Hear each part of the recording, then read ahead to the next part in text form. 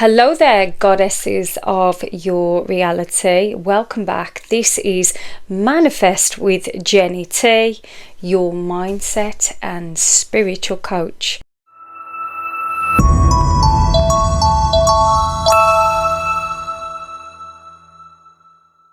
Today, I want to talk about a subject that I didn't realise how much I wanted to cover this subject actually, and how important it is to get this over to you. And without poo-pooing on any dating coaches, well, I kind of do a little bit, but I listened when I went through, the initial stages of finding the law of assumption and manifestation. I also was listening to a lot of podcasts and videos. Do we even say videos anymore? I do. About dating and how we do this when we split up with a partner, being able to look at ourselves differently, being able to get back out in the world, being able to get a reaction out of your ex, right? These are the things that I was listening to, and now when I look back, I kind of see how toxic a lot of that advice actually is, and how a lot of it just doesn't work.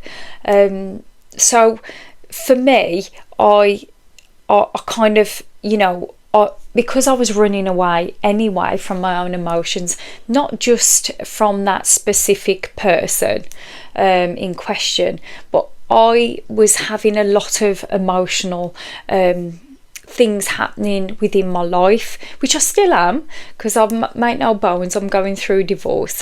But there was a lot of things that were going on in that particular time, and I was really running away from myself anyway.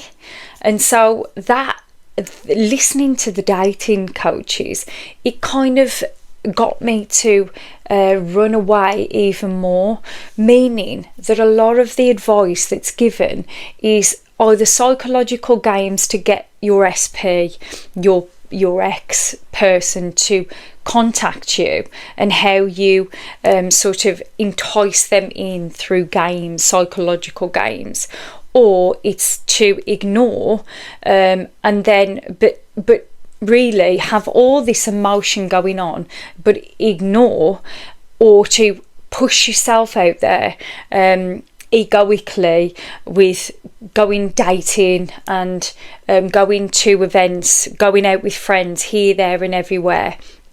And what really and truly all that does is it might get you a partial recognition from your ex, or partial getting back in a relationship with the ex or the SP, but it's not sustainable. And the reason why it's not sustainable is because it's a bullshit energy. It's a lie, it's a fabrication. It's not actually the way that you feel within. You're breaking and you're putting on a mask and you're doing, and really you should be being, meaning that you should be internalizing and really sitting with your own thoughts, feelings, and delving into the pain of what that is. As a communicator, as a woman in a relationship with my SP, I'm very certain about me, about the way that I conduct myself within that relationship, within the connection itself. So the point of the video, and we do only have 10 minutes because I'm shortening these videos now, is to highlight that a lot of dating coaches tell you these things about going out, almost like showing off to a certain degree, showing your colours and sort of showing the other person that you look at me, look at my bloomage, and this is meant to attract this person back and be sustainable in a relationship, but it just doesn't work energetically if you're chasing from that space where, if I do this, I will get this response from SP. If you're doing that in any capacity, that means you're in chasing energy. Now, splitting up from SP, even with a great self-concept, there's still things that you have to tackle.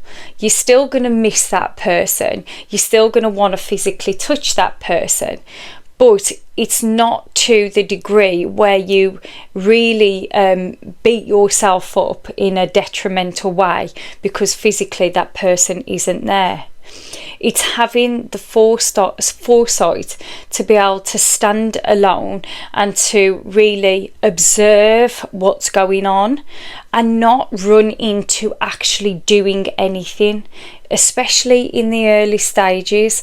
The early stages of having any sort of split up is to really come back to yourself, come back to thyself, you know, and this is the only message that really matters. If you're giving, you're taxed with your energy, and then you have a breakup, and you're giving your energy left, right, and centre to be going here and doing this and thinking about this new person, you know, whether you feel like I've got to rush back on the dating scene or I've got to keep going out, because, you know, this was part of my issue, was that I was running away. I was forever running away from myself because I couldn't face what was going on within. So with these dating coaches, to tell you to be more impressive, to, you know, show up with more colours, more, it's the actual opposite to actually being able to sustain the relationship that you actually want with this other person going forward. You need to be secure within yourself. You can't create security in a relationship and have it as for longevity without creating that warmth and security within. So it's hard. And it's sometimes hard to grasp what self-love and self-concept actually is. But these are the things that matter. I understand that now. And I'm not afraid to have issues with SP where, you know, we physically need to be apart. And the reason why I'm not scared is because I'm good within Jen. I like myself as a person now. Does that mean that I don't have my own needs for physical touch? And of course I do. But in those moments where those things are absent, am I going to let that destroy me? Am I going to have to rush out to prove things to other people and chase? I can't stay in. I can't sit with myself and my own emotions. Everything is our teacher, if you remember me saying. Everything is there. The pain is there to get you to look within, to find the answers from within. So if you don't take the time to fully heal and fully listen to your own heart, body and mind, then how can you expect to fix this relationship? And you know, especially us women, we want this beautiful, romantic, loving, adoring relationship where preferably there's no cheating and there's no, you know, we want great communicators. We want guys to show up, preferably as a gentleman. Am I talking just for myself here, girls? Maybe I am. But I mean, surely this is what most women want. We want someone to listen to us, to be able to be our anchor when we're going through emotional issues. And boy, if you're anything like me, do you go through these ups and downs? So if you can't anchor yourself with knowing what you want, Do you even know what you want, girls? Do you? Or do you like this idea of a fantasy of what you want? But then, because guys are accused of going with this physicality, but I personally think that us girls are equally as bruised in that department. We'd look at a guy with rippling muscles and we feel that is some way that it's gonna equate to a soft, sensitive soul. It's okay seeing that potential, but we can't grow men for them, girls. We can't. That's their lessons to learn. We can see potential in them, but often we see that those potentials within them and this high version of them, but you're not holding yourself to the same esteem. You're not actually holding yourself to that higher version of yourself. You're acting out. You're doing the things that maybe you don't want your partner to be doing. So you've got to get real with yourself, girls. You've got to ask yourself these uncomfortable questions, like, is this me? Is this what I do? How can I expect to energetically put over this purity to them when I'm acting this way? So I suppose the point of the video is to say, don't necessarily listen to the coaches that tell you to show off more, ego driven.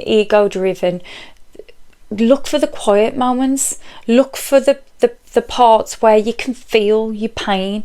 This is why I love power walking. I love walking in general. I love walking on the canal by water.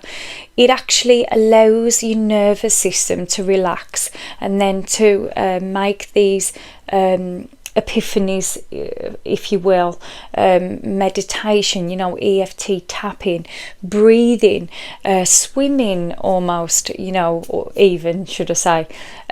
There's lots of these techniques that calm the vagal nerve, calm the nervous system, and this is what you want.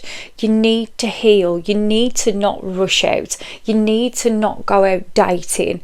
You have to model good behaviour to your person, even if they're doing it, even if you feel that you've broke up and they're on the scene and they're doing it doesn't matter. Feel that pain and know that you're not there, and you don't have to stoop, because you're a queen and queens don't need to stoop. You don't need to do the same behaviour as somebody else. That's what sets you apart. And if they're displaying this behaviour to hurt you or to get a reaction out of you, they're really highlighting where they are, because that's their base level of their reactions and what they need to work on. This is the way we have to see it, girls. It's observing the things around you. It's noting things down, especially from the standpoint of manifestation, because it highlights to us where we need to do our work within, but also when we've raised our vibration, to then be able to see them in a better place as more of a grown man for you, if you still want that person, because that's your choice. But we have to allow these soft, gentle moments within, even if it's just touching our skin and having an Epsom salt bath with a candle. Get soft music on, applying cream. All that puts us in our femininity, and our femininity is what we need to manifest. That's the pure essence of manifestation. That's the energy where you get your beautiful desires, where you get the visuals, so you can actually start applying manifestation to your life. So pull back. Assess where you are with your nervous system. Be soft and gentle, and not let that 3D world interfere with what you need to do. You've got to understand that you have to be your own best friend.